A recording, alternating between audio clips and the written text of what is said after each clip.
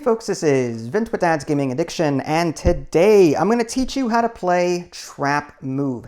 This is a 2 to 4 player light strategy game where players will be moving their player pawn around this 10 by 10 grid, leaving these red tokens in their wake. And their ultimate goal is to trap their opponents and prevent them from moving. If they can be the last person standing, they will end up winning the game. Now that's a very simplistic overview. Before we get into the details and all of the specific stuff, let's go ahead and take a look at the components here.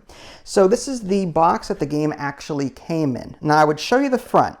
Unfortunately, Amazon plastered the shipping label on the front of the actual box. And I really don't want to plaster my address all over the internet. And trying to peel that sticker off, it was just too much. But this is the size of the box, which isn't too bad. It's rather on the small side, so it's good for travel purposes. As far as the rest of it goes, there's some baggies for the little components here. These are the player pawns. This is a 6-sided die, nothing too fancy about that. And the game also comes with 100 of these red chips. Players will be using these to move their pawn around the board, and like I said, they're going to be leaving these tokens in their wake as well, and that will sort of clog up the board. We'll get into specifics in a little bit. There's also a user manual. It's just one page front and back. There is an official website that you can go to that has this information already out there, but hey, you're here already, so let's go ahead and show you how everything plays out.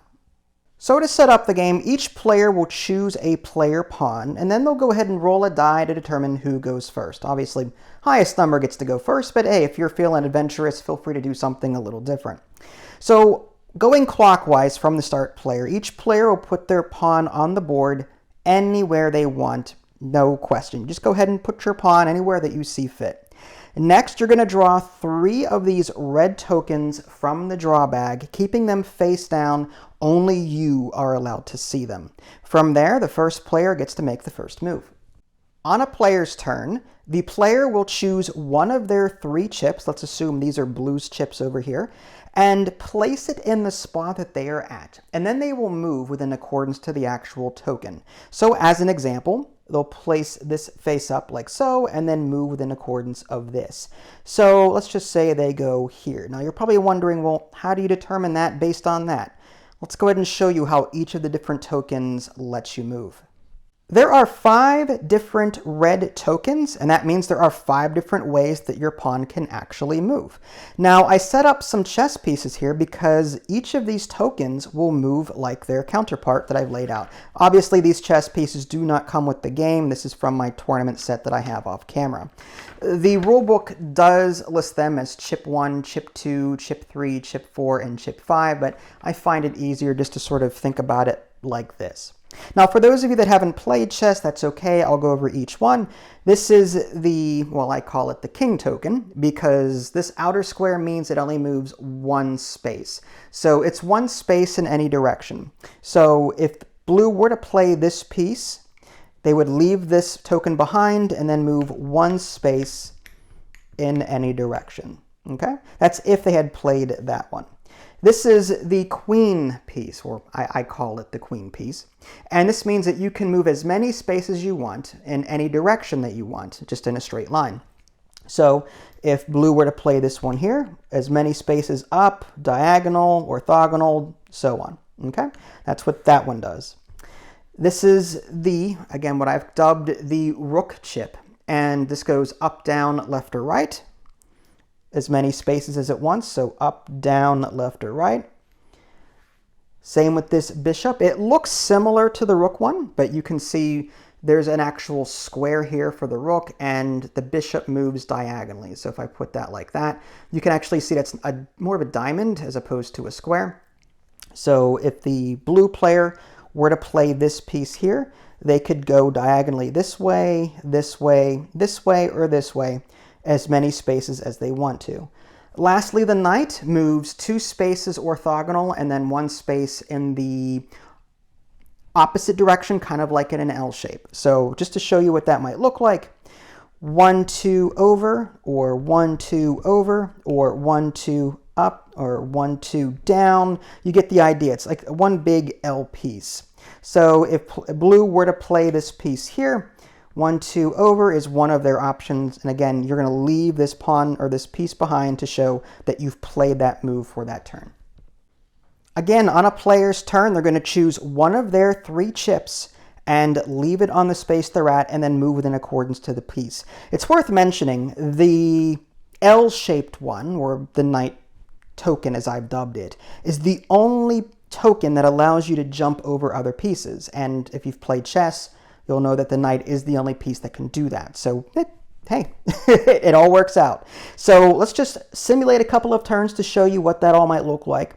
I'm going to go ahead and just play this one randomly. It's a one space in any direction token, so I'm going to place that there and just go there.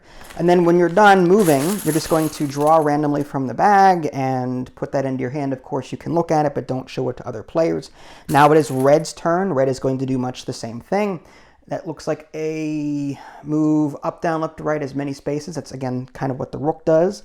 So he'll place that there and maybe move over here and leave that in his wake. And obviously, draw a new token from the bag, and like so. Now, it's worth mentioning that as you continue doing this, pieces will be left behind and they will permanently stay there. You may not land on a token and you may not land on one of your opponent's pawns. So the board is going to get more and more cluttered as the game goes on. And let's just assume it is Blue's turn right now and they decide to play this L-shaped one. So they're going to leave that in their wake and maybe go 1, 2, 3. Okay, or let's go that way so he doesn't fall over. Now it is Red's turn, and now he needs an L piece in order to get out of this situation. Again, the knight or the L-shaped token is the only token that will let him jump over other things. Does he have that? The answer is no. That is the, looks like the queen token here and the rook token there. So there's no way for him to escape from this particular predicament, and they are eliminated from the game. Now, if you're playing with other players, that player would just simply sit out, stay there, and let the other players duke it out for a bit until there's only one person standing. And of course, that person is the winner. And that is how you play TrapMove. If you're interested in picking up this game for yourself, you can head on over to the official website, TrapMove.com, and get the game there. Or you can head on over to Amazon.com and pick up the game there. I'll include links to both in the below description. Amazon does have that benefit of having Prime, and this game does support that. So you'll get the game slightly faster if you buy the game through Amazon. Now, this is what the front of the box actually looks like. Again, I couldn't show that to you because of the whole Amazon.com shipping fiasco. Thanks, Amazon. But yeah, that's the front of the box. That's what that actually looks like, which is nice. Nice to see it for the first time. There's also a demo version on the same website. There is a TrapMove demo game down here. I'll go ahead and click on that. And according to the description, for $5, unlock the full TrapMove experience, or subscribe today to receive a complimentary game coupon for a free version. Try before you buy with the TrapMove demo version to get a taste of the action. So if you want to try before you buy it, there is this optional demo game that you can get into. And again, if you're interested in learning more about the rules, there's a link to that as well on the official website. It pretty much goes through everything I just showed you. But if you prefer to read the rules before buying the game, it's all here. So you can check it out for yourself. All right, well, this is Vince. Thanks for watching. I'll catch you all next time. Take care.